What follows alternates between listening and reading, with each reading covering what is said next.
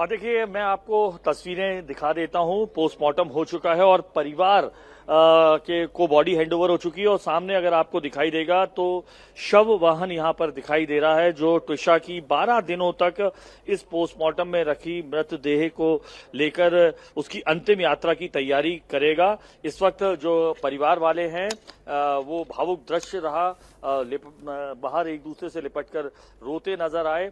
कुछ ही देर बाद यहां से चूंकि हैंडओवर हो चुका है, पोस्टमार्टम हो चुकी है और जो टीम आई थी एम्स के 4 विशेषज्ञ डॉक्टर्स की, वो पोस्टमार्टम पूरा करने के बाद यहां से निकल चुके हैं। अंतिम यात्रा की तैयारी हो चुकी है। फूल मालाएं लगाकर शांति वाहन को सजाने की कोशिश की गई है। परिवार इस वक्त बेहद दुखी है। जो भाव 12 दिनों से लगातार इस संघर्ष का, जद्दोजहद का चल रहा था कि उनकी बेटी को न्याय मिले।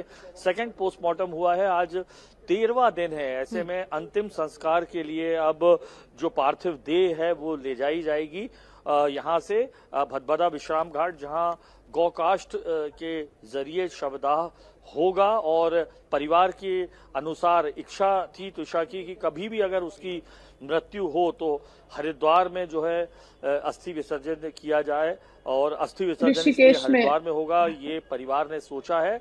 और अब से कुछ ही क्षणों बाद यहां से जो शव है वो जाने वाला है। परिवार का एक हिस्सा जाकर जो विश्राम घाट है वहां पर पूरी तैयारी कराया है और परिवार के जो बाकी सदस्य हैं एक एक करके अब आपको जो विश्राम घाट से आ रहे हैं ये उनके परिवार के सदस्य आपको जाते हुए दिखाई देंगे।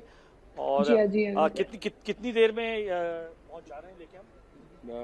देखिए तैयारियां सारी हो चुकी हैं और मुझे लगता है कि 20 मिनट में यहाँ से लेने के लिए हम सक्षम हैं। तो 5 बजे करीबन टाइम था, ये कुछ अब जल्दी हो गया है क्या? नहीं सर, मैं जस्ट अभी भी वहाँ से ही यहाँ आया हूँ। हाँ, भदभदा विश्राम घाट में तैयारी हो गई है। हाँ सर, कुछ चीजें मुझे अगर एक बार मिल के मैं आपको और अपडेट करता हूँ। ये बिल्कुल परिवार के लोग वहाँ पर मौजूद है अनुराग अमिताभ, और जिस तरीके से परिवार के लोग दुख में है ये जाहिर तौर पर हर कोई समझ सकता है कि 12 दिन तक एक बॉडी को दूसरी बार पोस्टमार्टम का इंतजार करना पड़ा।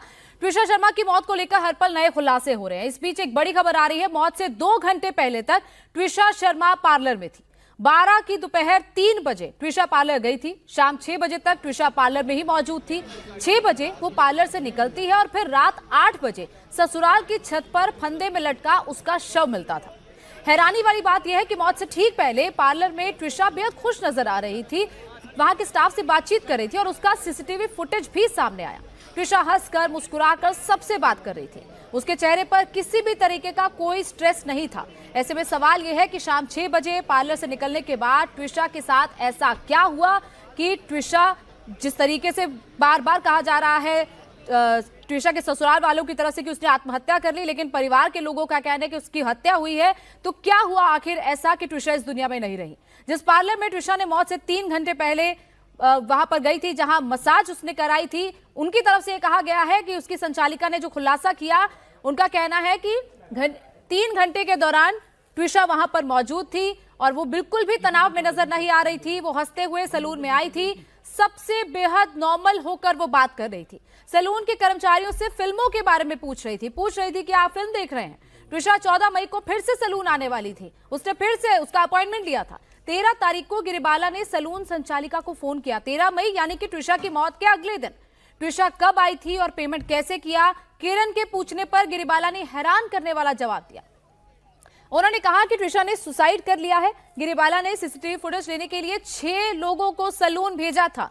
क्या करना था उस सीसीटीवी फुटेज का विक्रम जी? अगर गिरिबाला सिंह 12 मई को ट्विशा की मौत हो गई है तो गिरिबाला सिंह को 13 मई को वहां पर 6 लोगों को भेजने का क्या मतलब था? वहां की सैलून की फुटेज उनको क्या करनी थी?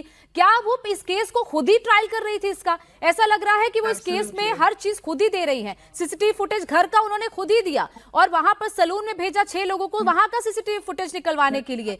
तो ये क्या करना चाह रही थी गिरिबाला सिंह? विक्रम जी, गोनिका जी ध्यान से सुने, ये इन्होंने जो कार्रवाई की है वो दिखाता है कि कितना अपने को बचाने की नियत से 1 नहीं 2 नहीं 4 नहीं 5 6 अधिवक्ताओं को भेज करके आपने सीसीटीवी फुटेज प्राप्त की, जिसका आपको कोई अधिकार नहीं था।